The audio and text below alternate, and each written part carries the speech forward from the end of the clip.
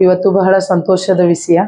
ಏಕೆಂದರೆ ನಮ್ಮ 72 ಪೂರ್ವ ಕ್ಷೇತ್ರದ ಶಾಸಕರಾದಂಥ ಶ್ರೀಯುತ ಪ್ರಸಾದ್ ಅಬ್ಬಯ್ಯ ಸರ್ ಅವರಿಗೆ ಸ್ಲಮ್ ಬೋರ್ಡ್ ಅಧ್ಯಕ್ಷರನ್ನು ಮಾಡಿದ್ದಾರೆ.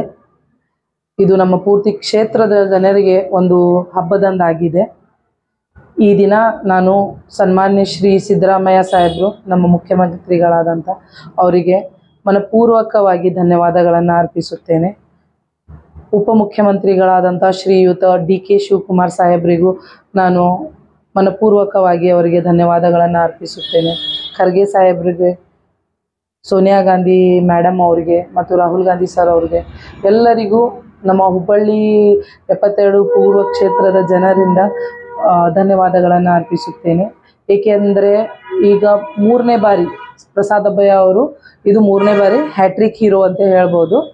ಮತ್ತು ಮುಂದೆ 4ನೇ ಬಾರಿಗೆ ಅಂದಮೇಲೆ ನಾವು ಸೋಲಿಲ್ಲದ ಸರ್ದಾರ ಅಂತ ಅವ್ರಿಗೆ ಕರಿಬೋದು. MLA ಸಾಹೇಬ್ರದ್ದು ವ್ಯಕ್ತಿತ್ವ ಹೆಂಗಂದರೆ, ಒಂದು ಸರಳ ಸಜ್ಜನ ವ್ಯಕ್ತಿ, ಜನರಿಗೋಸ್ಕರ ಇರುವಂಥ ನಾಯಕ, ಜನರಿಗೋಸ್ಕರ ಕಷ್ಟಪಡುವಂಥ ನಾಯಕ, ಜನರ ಕಷ್ಟಗಳನ್ನು ನಂದೇ ಕಷ್ಟ ಅಂಥೇಳಿ ಅರ್ಥ ಮಾಡ್ಕೊಳ್ಳುವಂಥ ನಾಯಕ. ಯಾವತ್ತಿಗೂ ಅವರು ತನ್ನ ಮನದಲ್ಲಿ ತನ್ನ ಕ್ಷೇತ್ರದ ಅಭಿವೃದ್ಧಿ ಬಗ್ಗೆನೇ ಯೋಚನೆ ಮಾಡ್ತಾರೆ.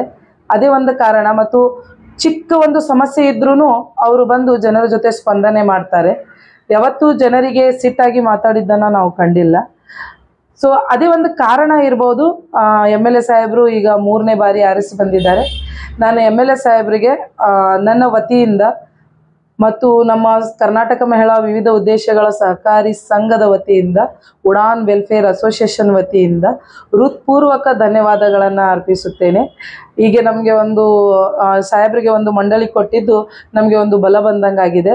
ಬಹುಶಃ ಈ ಒಂದು ಬೋರ್ಡಲ್ಲಿ ಸಾಹೇಬರು ಭಾಳಷ್ಟು ಅಭಿವೃದ್ಧಿಗಳನ್ನು ಮಾಡ್ಬೋದು ಅಂಥೇಳಿ ಈ ಒಂದು ಆಸೆ ನಮ್ಮಲ್ಲಿದೆ, ಆಮೇಲೆ ನಂಬಿಕೆ ನಮ್ಮಲ್ಲಿದೆ. ಈ ಒಂದು ಮಾತನ್ನು ಹೇಳ್ತಾ ನಾನು 2 ಮಾತುಗಳನ್ನು ಮುಗಿಸುತ್ತೇನೆ. ಜೈ ಹಿಂದ್, ಜೈ ಕರ್ನಾಟಕ, ಜೈ ಭೀಮ್, ಜೈ ಕಾಂಗ್ರೆಸ್.